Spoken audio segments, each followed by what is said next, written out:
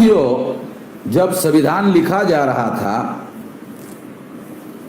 और लिखने की जिम्मेदारी बाबा साहब आम्बेडकर के ऊपर थी, ड्राफ्टिंग कमेटी के वो चेयरमैन थे, और इसलिए जब वो ड्राफ्टिंग कमेटी के चेयरमैन थे तो उनके द्वारा अदर बैकवर्ड क्लासेस के लोगों को उनका हक और अधिकार मिलना चाहिए, उसके बारे में उन्होंने अपने लेवल पर प्रयास करने की कोशिश की। तो उनको ये कांग्रेस के द्वारा कहा गया कि आप अनुसूचित जाति और जनजाति की बात करिए, आप बैकवर्ड क्लासेस के नेता नहीं हैं, प्रतिनिधि नहीं है, बैकवर्ड क्लास के प्रतिनिधि गांधी जी है। इसलिए इस विषय पर गांधी जी को कहने का, बोलने का या ओबीसी के बारे में कोई फैसला करने का अधिकार गांधी जी के पास है। और इस तरह से बाबा साहब आम्बेडकर को ओबीसी के मुद्दे पर आगे बढ़ने के लिए, प्रयास करने के लिए कांग्रेस के द्वारा रोकने का प्रयास किया गया। 13 दिसंबर 1946 को जवाहरलाल नेहरू ने संविधान सभा में ऑब्जेक्टिव रेजोल्यूशन रखा, और जो ऑब्जेक्टिव रेजोल्यूशन जवाहरलाल नेहरू जी के द्वारा रखा गया उसमें ओबीसी के लोगों को अनुसूचित जाति और जनजाति के तरह रिजर्वेशन देने का वादा किया गया। मगर जब वास्तव में रिजर्वेशन देने का मामला आया, उसके पहले एक बहुत बड़ी घटना भारत के इतिहास में घटित हुई। उस घटना को समझना और जानना बहुत जरूरी है कि 14 अगस्त 1947 को भारत में पाकिस्तान बना, और पाकिस्तान बनने का प्रस्ताव जवाहरलाल नेहरू ने स्वीकार किया, गांधी जी ने स्वीकार किया।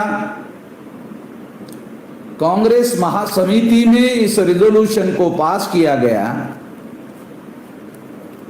और गांधी जी ने पास करने के दौरान लगभग 45 मिनट का भाषण दिया, और उन्होंने ये रेजोल्यूशन पास करवाया जिससे भारत का विभाजन हो सके। तो बहुत सारे लोगों को ये जानकारी नहीं है कि गांधी जी के द्वारा, क्योंकि उनको केवल यही जानकारी है कि गांधी जी ने भारत के विभाजन का विरोध किया था, मगर ये बात सही नहीं है। कांग्रेस महासमिति में गांधी जी का बहुमत था, और उस बहुमत के सहारे से उन्होंने ये रेजोल्यूशन पास किया। 157 वर्सेस 15 वोटों से ये रेजोल्यूशन पास किया गया, और केवल 15 लोगों ने विरोध किया, बाकी सारा गांधी जी के प्रभाव से ये रेजोल्यूशन, ये प्रस्ताव पारित किया गया।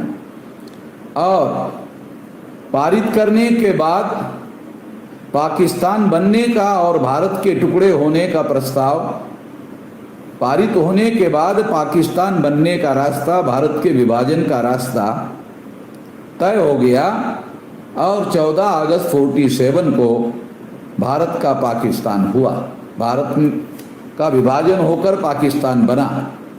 पाकिस्तान बनने के बाद 27-28 अगस्त को जो माइनॉरिटी राइट्स कमेटी की मीटिंग थी जिसमें रिजर्वेशन का मुद्दा था, उस रिजर्वेशन के मुद्दे में ओबीसी को रिजर्वेशन देने की बात को इनकार कर दिया गया, और इस आधार पर इनकार कर दिया गया कि ओबीसी कौन है, वो अनआइडेंटिफाइड है, इसलिए पहले उनको आइडेंटिफाइड करना होगा, और आइडेंटिफाइड करने के लिए 340वां आर्टिकल देकर इस बात को पोस्टपोन कर दिया गया।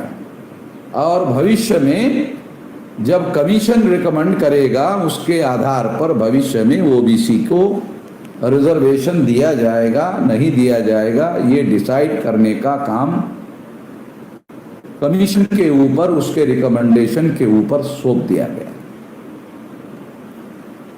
और इस तरह से जब ये किया गया तो ये आश्चर्यजनक बात थी कि 13 दिसंबर 1947 को जवाहरलाल नेहरू ने जो ऑब्जेक्टिव रेजोल्यूशन संविधान सभा में रखा था और उसमें ओबीसी को आरक्षण देने का वादा किया गया था,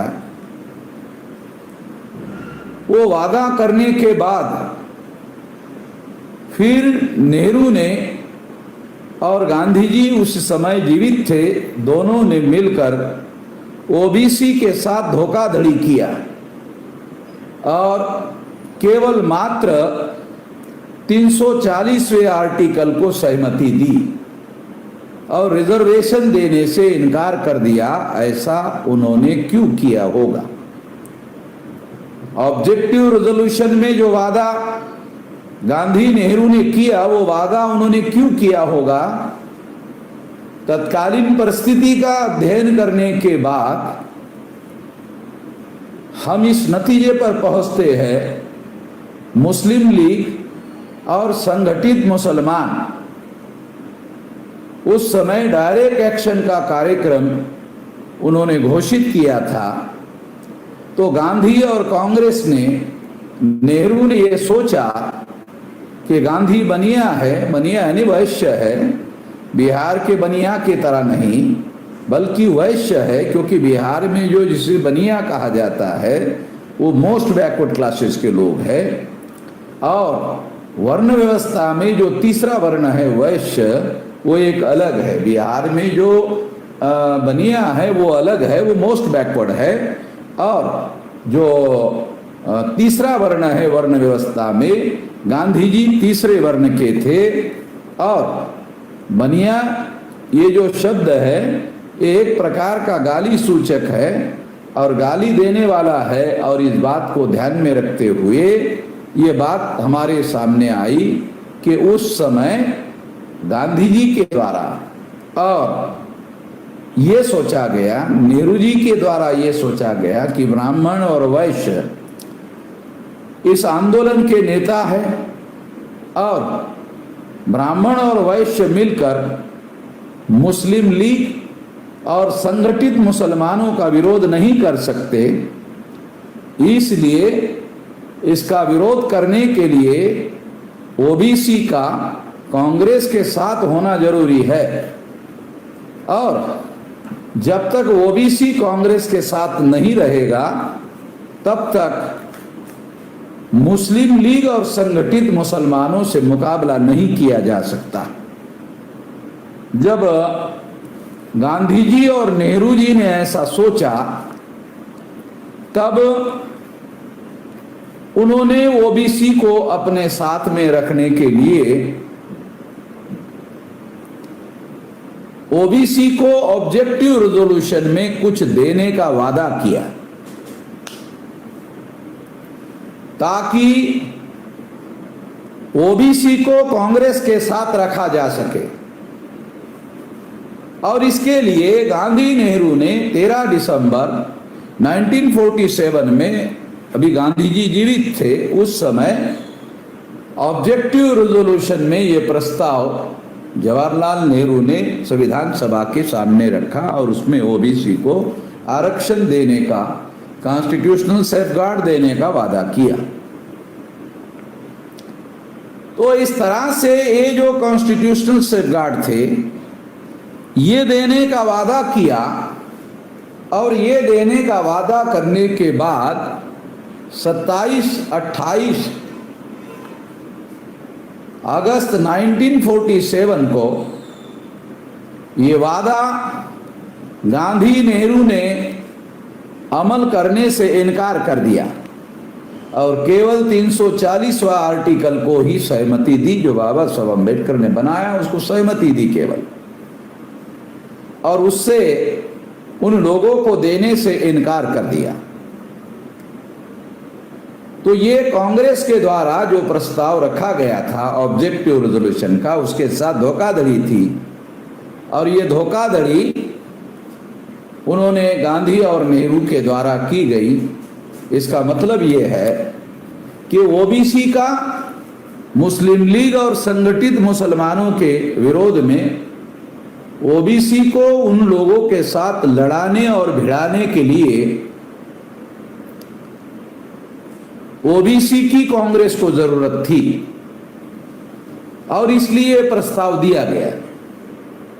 जब गांधी जी और नेहरू ने पाकिस्तान बनने के बाद इसकी समीक्षा की तो समीक्षा में उन लोगों को पता चला कि अब मुस्लिम लीग और संगठित मुसलमान पाकिस्तान चले गए हैं। ऐसे स्थिति में अब मुसलमानों से लड़ाने और भिड़ाने के लिए ओबीसी की जरूरत नहीं है। इसलिए ओबीसी को उन्होंने कुछ भी देने से इनकार कर दिया। ये धोखाधड़ी गांधी जी और नेहरू के द्वारा ओबीसी के साथ की गई, ये बहुत बड़ी धोखाबाजी थी। और इस धोखाबाजी को अमल में लाने के लिए ये खबरदारी गांधी और नेहरू ने ली थी। जब संविधान सभा का चुनाव हुआ था तो गांधी और नेहरू जी के द्वारा ओबीसी के लोगों को संविधान सभा में जो टिकट बहाल करनी चाहिए थे वो टिकट देने से इनकार कर दिया। ये सोचकर गांधी और नेहरू जी ने कि यदि ओबीसी के लोग संविधान सभा में ज्यादा संख्या में रहेंगे तो वो लोग संविधान में ओबीसी को हक और अधिकार की बात कर सकते हैं। तो इसलिए हक और अधिकार की बात ना कर सके, इसलिए उन लोगों को संविधान सभा में प्रतिनिधित्व ही देने से इनकार कर दिया। तो एक उदाहरण इसलिए दे रहा हूं क्योंकि इससे पता चलेगा कि शुरू से ओबीसी के साथ धोखाधड़ी हो रही है। और जिस गांधी जी को वो आज भी गांधी जी से चिपके हुए हैं, ये धोखाधड़ी उन लोगों के द्वारा हुई। ये जानकारी तक ओबीसी को नहीं है, ओबीसी के नेताओं को जानकारी नहीं है। ओबीसी को कार्यकर्ताओं को कहां से जानकारी होगी, और ओबीसी के कार्यकर्ताओं को जानकारी नहीं तो ओबीसी के समाज को कहां से जानकारी होगी। इसे जानना और समझना बहुत ज्यादा जरूरी है।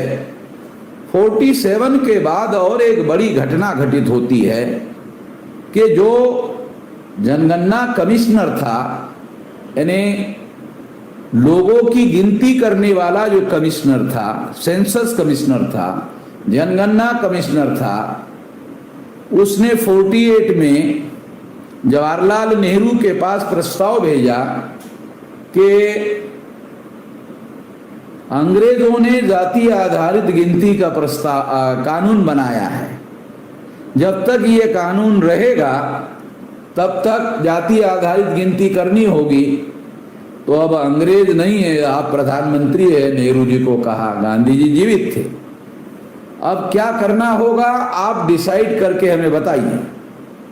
तो जवाहरलाल नेहरू को मालूम हुआ कि ओबीसी की जाति आधारित गिनती होती है और अंग्रेजों ने ये कानून बनाया।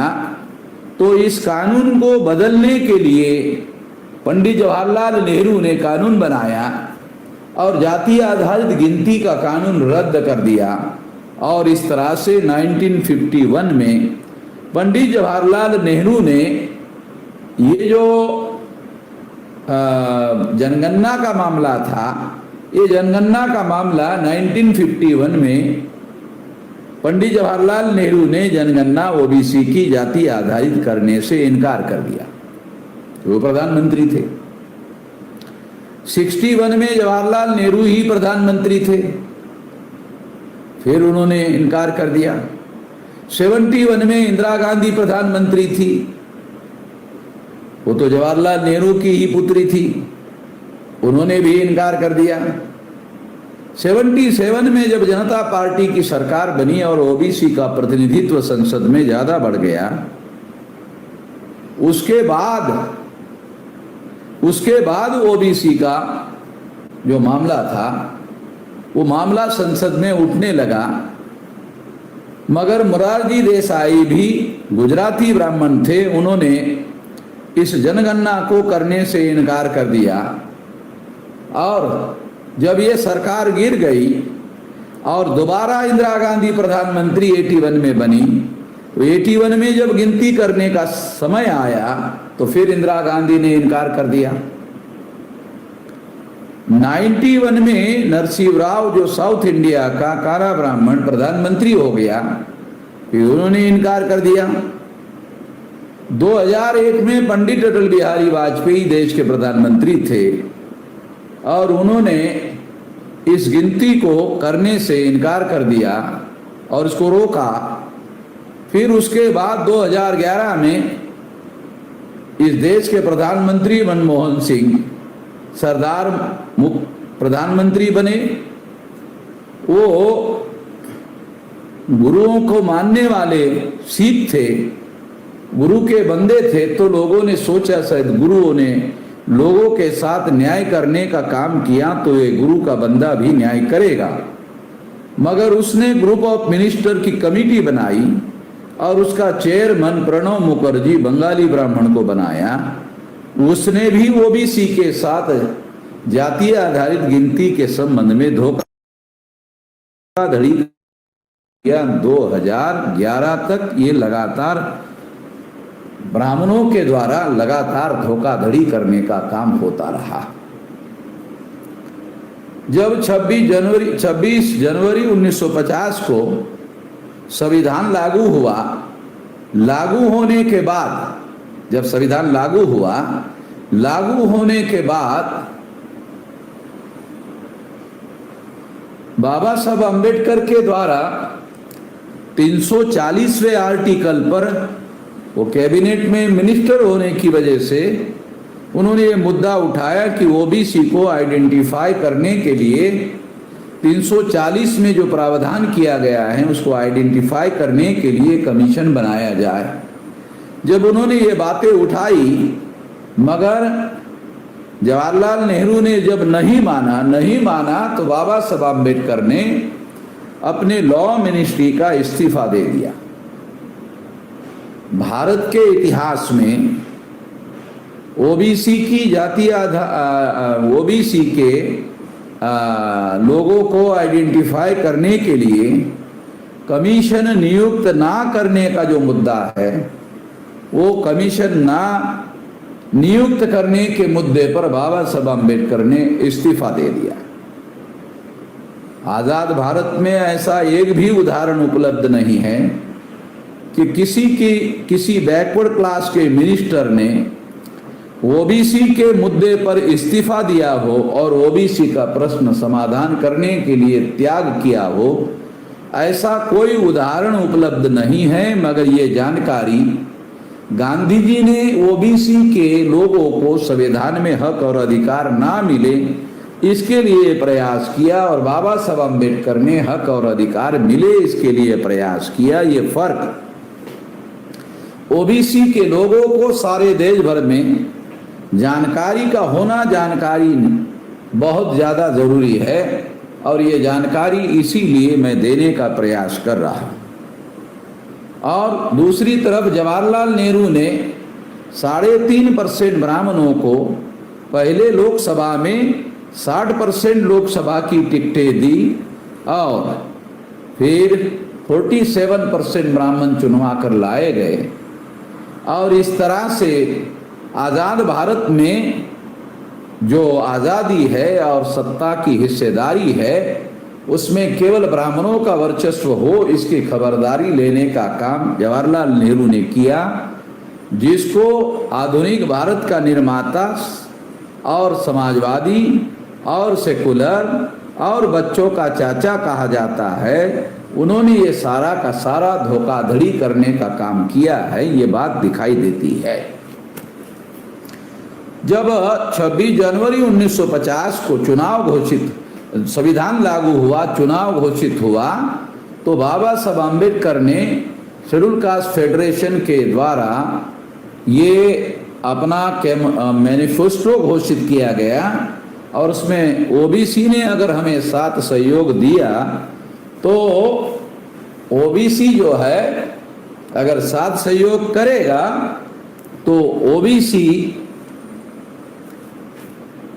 साथ सहयोग करेगा तो आजाद भारत में ओबीसी के लिए एक कमीशन नियुक्त किया जाएगा और उनको आरक्षण देने का आंदोलन ये लोग लड़ेंगे, हम लोग लड़ेंगे।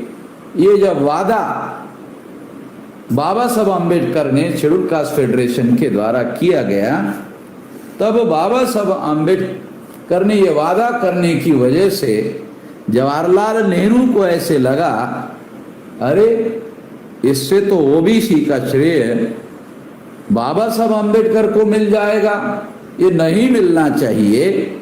इसलिए मजबूर होकर जवाहरलाल नेहरू को बैकवर्ड क्लास के लोगों को आइडेंटिफाई करने के लिए कमीशन नियुक्त करना पड़ा।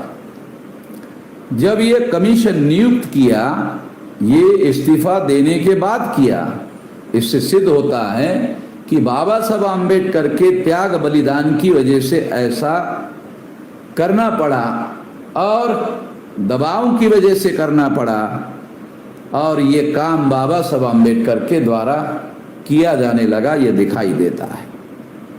जब इस कमीशन का रिपोर्ट आया, रिपोर्ट आने के बाद जवाहरलाल नेहरू के द्वारा इस कमीशन का जो चेयरमैन था, क्योंकि कमीशन का चेयरमैन काका साहब कालेलकर को बनाया गया।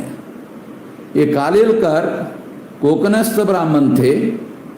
कोकणस्थ ब्राह्मण जो है महाराष्ट्र में खतरनाक ब्राह्मण माना जाता है और धोखाधड़ी करने वाला ब्राह्मण माना जाता है, कोबरा ब्राह्मण माना जाता है, और उसको जवाहरलाल नेहरू ने इस कमीशन का चेयरमैन बनाया।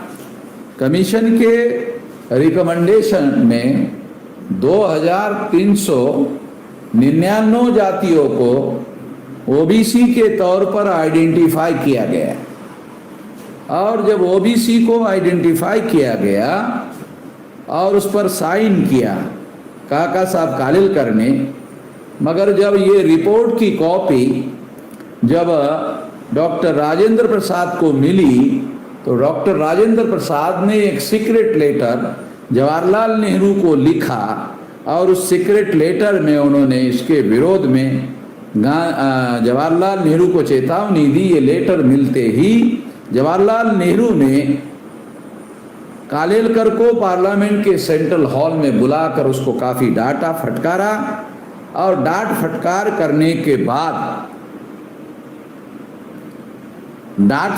करने के बाद जवाहरलाल नेहरू की डांट फटकार से कालेलकर बहुत दबाव में आ गए, और दबाव में आकर उन्होंने 31 पेज का लेटर जवाहरलाल नेहरू के नाम कालेलकर कमीशन के विरोध में लिखा, और उसमें उन्होंने ओबीसी को आरक्षण देने का विरोध किया।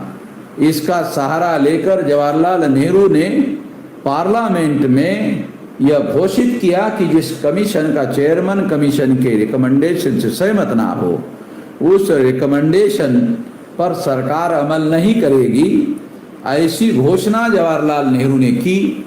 और इस तरह से जवाहरलाल नेहरू ये पार्लियामेंट में ओबीसी के हक और अधिकार का विरोध करने का ऐलान किया। ये सारी बातें आज रिकॉर्ड में उपलब्ध है, और उसके आधार पर ये सारी बातें मैं आपको समझाने का प्रयास कर रहा हूँ। यहाँ से संगठित रूप से इसका विरोध करने का काम जारी किया गया, और उसके बाद ओबीसी का जो रिजर्वेशन का मामला था, वो रिजर्वेशन का मामला जब 77 में सरकार बनी और मोरारजी देसाई प्रधानमंत्री बने, उसके बाद कालेलकर लागू करेंगे ये वादा इलेक्शन मैनिफेस्टो में किया गया था, मगर जब बहुमत मिला तो मोरारजी देसाई मुकर गए, क्योंकि उनको लगा इसे जवाहरलाल ने लागू नहीं किया, इसे इंदिरा गांधी ने लागू नहीं किया, मैं कैसे लागू कर सकता हूँ। वो मुकर गया, और मुकरने के बाद में ये धोखाधड़ी बड़े पैमाने पर सिद्ध हो गई कि ये लोग भी जो है ये विरोधी लोग हैं। इन लोगों से सावधान रहने के लिए ये सारी बातें, ये सारा तथ्य मैं आप लोगों के सामने बताने का प्रयास कर रहा हूं। इसे जानने और समझने की जरूरत है। तो अभी ओबीसी के जातीय आधारित गिनती का मुद्दा 2021 का मुद्दा हमारे सामने है, क्योंकि जब तक ओबीसी की जातीय आधारित गिनती नहीं होगी और उनकी वास्तविक संख्या का पता नहीं चलेगा, तब तक ये मामला आगे नहीं बढ़ाया जा सकता। वैसे 31 की जनगणना के आधार पर ये 52% की संख्या निकाली गई थी, तो उस समय अनडिवाइडेड इंडिया यानी भारत का विभाजन नहीं हुआ था। ये मानकर चला जाए कि 20% पॉपुलेशन पाकिस्तान में चली गई तो 80% पॉपुलेशन भारत में रही।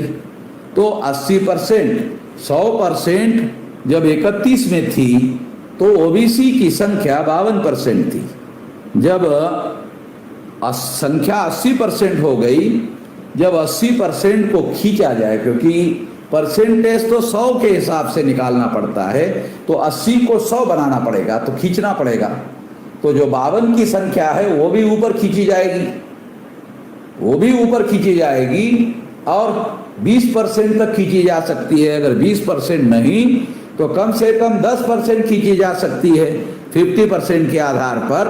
तो 55 से 10% अगर मिलाया जाए तो ये आंकड़ा 52 और 10, 62 से लेकर 63 या 65 तक ये परसेंटेज आजाद भारत में ओबीसी का हुआ होगा, ये अनुमान से निकाला जा सकता है।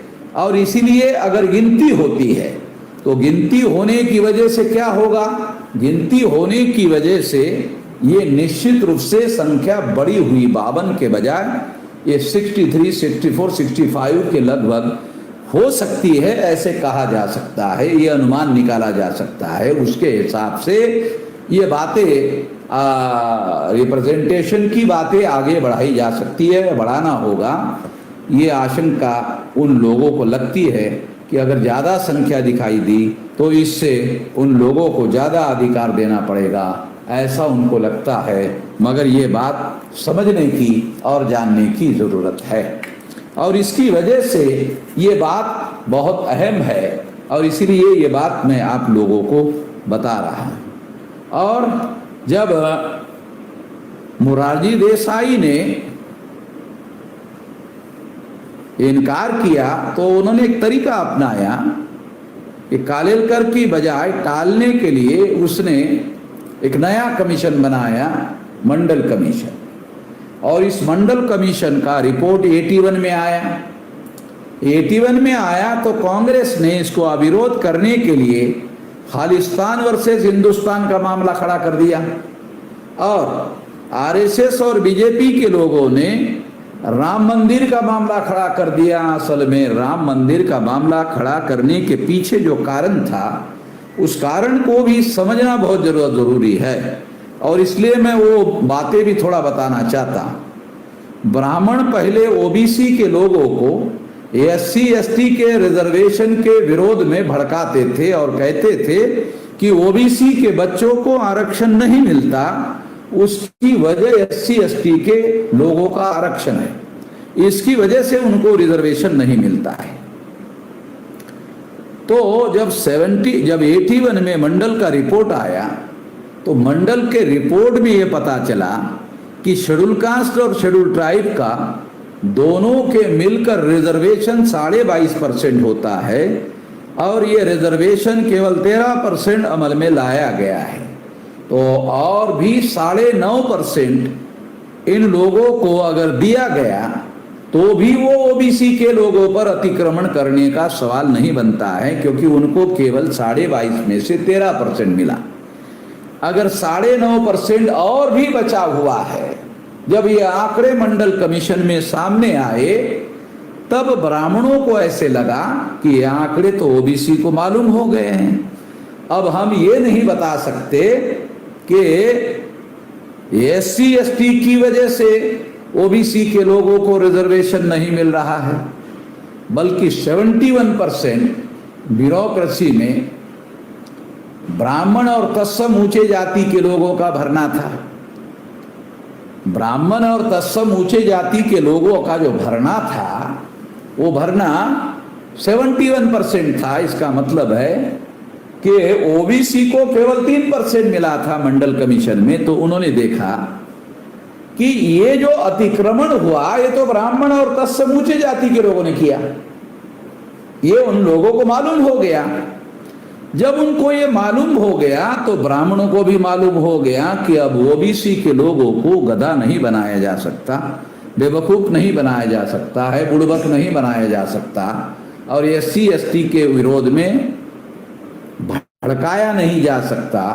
इस बात को ध्यान में रखते हुए उन्होंने योजना बनाई कि यदि हम लोग ओबीसी के रिजर्वेशन का 52% पावर हाथ से चला जाएगा। अगर समर्थन करते हैं तो 52% लोगों का प्रशासन में रिप्रेजेंटेशन होगा, तो इससे 71% में से 52% माइनस हो जाएगा। तो ये ब्राह्मण और तत्सम ऊंचे जाति के लोगों का बहुत भारी नुकसान होगा। तो ये भी खतरनाक है। यानी समर्थन करते हैं तो खतरनाक है, विरोध करते हैं तो खतरनाक है। इसलिए ब्राह्मणों ने रास्ता निकाला कि हमको विरोध भी नहीं करना है, समर्थन भी नहीं करना है, तो ओबीसी को गुमराह करने के लिए डाइवर्ट करना है। तो डाइवर्ट करने के लिए उन्होंने क्या किया, ओबीसी के लोगों को कहा कि तुम्हारे राम का मंदिर हम अयोध्या में बनाना चाहते हैं, क्योंकि वो राम जन्मभूमि है, राम का जन्म वहां हुआ था। मगर अभी तक इस बात का कोई सबूत नहीं मिला कि राम का वहां जन्म हुआ था, इसलिए कि ऐसा कोई पुरातात्विक प्रमाण उपलब्ध नहीं हुआ, आज तक उपलब्ध नहीं हुआ, खुदाई करने के बाद उपलब्ध नहीं हुआ। इवन राम का जो बालक की मूर्ति है रामलला की, वो गोरखपुर से ब्राह्मणों को अयोध्या में ले जाना पड़ा और बाबरी मस्जिद में रखना पड़ा। इससे सिद्ध होता है कि राम का किसी प्रकार का कोई अवशेष अयोध्या में उपलब्ध नहीं है, और खुदाई में भी उपलब्ध नहीं हुआ। जो खुदाई में उपलब्ध हुआ वो मौर्य का और बुद्धिस्ट लोगों का उपलब्ध हुआ।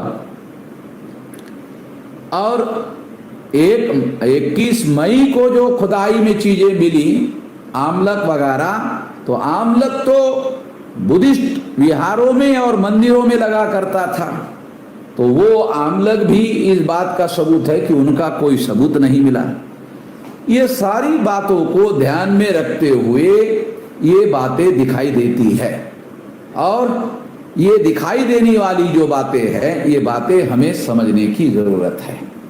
तो इस तरह से ये सारे उदाहरण मैं दे रहा हूं, और संघ परिवार के लोगों ने राम मंदिर का आंदोलन अगर हम शुरू करते हैं तो ओबीसी को गधा बनाया जा सकता है, ओबीसी को मूर्ख बनाया जा सकता है, ओबीसी को बुड़बक बनाया जा सकता है, और राम के नाम पर उनको अयोध्या के तरफ डाइवर्ट किया जा सकता है। इससे ओबीसी का मंडल कमीशन का आंदोलन कमजोर पड़ जाएगा, और कमजोर पड़ने से लागू नहीं होगा। ये सारा प्लान उन्होंने बनाया, ये सारी धोखाधड़ी उन्होंने करने की कोशिश की, ये सारी बातें दिखाई देती है। ये सारे उदाहरणों से ये बात कहा जा सकता है, प्रूव किया जा सकता है। इसके बावजूद भी जब विश्वनाथ प्रताप सिंह के द्वारा मंडल कमीशन लागू हुआ, उसने भी केवल मात्र नौकरियों में आरक्षण लागू किया। उन्होंने एजुकेशन में और प्रोफेशनल एजुकेशन में रिजर्वेशन लागू नहीं किया, और इसकी वजह से पिछले 74 सालों से जो ऊंचे जाति के लोग हैं, ब्राह्मण और तत्सम ऊंचे जाति के लोग हैं, वो ओबीसी के अधिकारों पर अतिक्रमण कर रहे हैं। ओबीसी के अधिकारों पर एससी एसटी के लोग नहीं, ब्राह्मण और तत्सम लोग उनके अधिकारों पर अतिक्रमण कर रहे हैं। इससे उन लोगों का बहुत बड़ा, आजाद भारत में बहुत बड़ा धोखा हुआ, नुकसान हुआ। ये बातें इन सारी बातों से सिद्ध की जा सकती है, ये बात दिखाई देती है। जब मंडल कमीशन लागू हुआ तो ब्राह्मणों ने सुप्रीम कोर्ट में इसे चैलेंज किया और लगभग 90 वकील ब्राह्मणों के बगैर पैसे से मुफ्त में ओबीसी के विरोध में, ओबीसी को आरक्षण नहीं मिलना चाहिए। ब्राह्मण ओबीसी को हिंदू कहते हैं और भ्रम का शिकार होकर ओबीसी भी अपने को हिंदू मानते हैं। अगर मान लिया जाए कि ब्राह्मण भी हिंदू है, ओबीसी भी हिंदू है, तो ब्राह्मणों को, ओबीसी अगर हिंदू है तो हिंदुओं के हक के लिए लड़ना चाहिए था। मगर ब्राह्मण हिंदू ओबीसी के लिए लड़ने के बजाय उसके विरोध में सुप्रीम कोर्ट में लड़ता, बुद्धिस्ट के हक के लिए लड़ता है, जैन के हक के लिए लड़ता है, लिंगायत के हक के लिए लड़ता है और सिख के हक के लिए लड़ता है। तो ब्राह्मण अगर हिंदू है और ओबीसी भी हिंदू है तो ब्राह्मण हिंदू ओबीसी के लिए लड़ने के बजाय उनको हक और अधिकार नहीं मिलना चाहिए, इसके लिए वो सुप्रीम कोर्ट में लड़ रहे थे। इससे यह सिद्ध होता है कि ओबीसी हिंदू नहीं है। अगर होते तो निश्चित रूप से उनके हक और अधिकार के लिए ब्राह्मण लड़ाई लड़ने का काम करता, मगर ऐसा दिखाई नहीं देता है। और जब 16 नवंबर 92 को सुप्रीम कोर्ट ने जजमेंट दिया तो वो जजमेंट में टोटल जजमेंट 5 है। 5 जजमेंट में 4 जजमेंट ओबीसी के खिलाफ है। पहला जजमेंट है 52% ओबीसी को 52% रिजर्वेशन नहीं मिलेगा, पहला निर्णय ओबीसी के विरोध में। दूसरा निर्णय 52% ओबीसी को 27% रिजर्वेशन मिलेगा, मगर शर्त होगी क्रीमी लेयर लगाकर मिलेगा। इसका मतलब है कि जो ओबीसी आरक्षण लेने लायक होगा उसको आरक्षण मिलेगा नहीं, जो आरक्षण लेने लायक नहीं होगा उसको बोल दिया जाएगा कि तुमको आरक्षण दिया गया है। तो इस तरह से ओबीसी के साथ धोखाधड़ी करने का ये दूसरा जजमेंट है। तीसरा जजमेंट है वो एससी एसटी को रिजर्वेशन इन प्रमोशन दिया जाता है मगर ओबीसी को नहीं दिया जाएगा। चौथा, ये तीसरा निर्णय भी विरोध में है। चौथा निर्णय है कि जो ओबीसी के लोग हैं उनको मंडल कमीशन ने 3743 जातियों को ओबीसी माना, मगर सुप्रीम कोर्ट ने निर्णय दिया कि राज्य सरकारों ने जितने ओबीसी को ओबीसी माना उस ओबीसी को ओबीसी माना जाएगा। तो जब हमने उसका आंकड़ा निकाला तो आंकड़ा निकला 1998। तो इसका मतलब है अगर 3743 जाति में से 1998 जातियों को माइनस कर दिया जाए तो 1745 जातियों को सुप्रीम कोर्ट ने रिजर्वेशन देने से इनकार कर दिया। तो ये इतना बड़ा धोखा है और ये धोखा आज तक ओबीसी के लोगों को मालूम नहीं हुआ। उसकी वजह ओबीसी के नेताओं को पता नहीं है। नेताओं को क्यों पता नहीं है? क्योंकि उन्होंने सुप्रीम कोर्ट का जजमेंट पढ़ा नहीं, सुप्रीम कोर्ट का जजमेंट नहीं पढ़ा। सुप्रीम कोर्ट का जजमेंट ना पढ़ा होने से मालूम नहीं, फिर इसकी वजह से उनके कार्यकर्ता जागृत नहीं हुए, कार्यकर्ता जागृत ना होने से समाज जागृत नहीं हुआ और इस तरह से धोखाधड़ी करने में वो कामयाब हो गए। इसके अलावा इस जजमेंट में सुप्रीम कोर्ट के अनुसूचित जाति और जनजाति के रिजर्वेशन इन प्रमोशन को भी रोकने का आदेश दिया गया। तो सुप्रीम कोर्ट ने हैरान करने वाली बात थी कि अनुसूचित जाति और जनजाति के लोग जब इसकी पार्टी ही नहीं थे, जब वो पार्टी ही नहीं थे तो उनको उनकी सुनवाई नहीं हुई। जब उनकी सुनवाई नहीं हुई तो सुनवाई के बगैर उनके खिलाफ ऑर्डर कैसे दिया जा सकता? नहीं दिया जा सकता। इसलिए ये सारा सुप्रीम कोर्ट का जो प्रयास था वो संविधान के विरोध का प्रयास था। तो ये सारी धोखाधड़ी लगातार वो करते रहे हैं, ये सारी बातें दिखाई देती है। और इसलिए अभी जब 2014 से सेंट्रल में बीजेपी की सरकार आई और 19 में राजनाथ सिंह होम मिनिस्टर थे, उन्होंने ऐलान किया था कि ओबीसी की 2021 में जातीय आधारित गिनती होगी, मगर जैसे ही ये केवल जैसे ही बहुमत मिला ओबीसी को, नरेंद्र मोदी को, बीजेपी को, तो उन्होंने क्या किया, उन्होंने राजनाथ को बदलकर अमित शाह को होम मिनिस्टर बनाया और उन्होंने ओबीसी की जातीय आधारित गिनती ना करने का ऐलान किया और इस तरह से धोखाधड़ी करने का काम किया। इसका दूसरा मतलब है कि 19 में ये राजनाथ ने जो घोषणा की थी वो 19 के चुनाव में ओबीसी के वोट हासिल करने के लिए की गई थी, ताकि ओबीसी के लोगों को धोखाधड़ी किया जाए, ये उसके पीछे मकसद था। तो ये सारा बैकग्राउंड ये दिखाई देता है कि ओबीसी के साथ केवल आज नहीं, लगातार धोखाधड़ी करने का काम हो रहा है। यानी संविधान लिखने के दौरान से लगातार धोखाधड़ी करने का काम हो रहा है।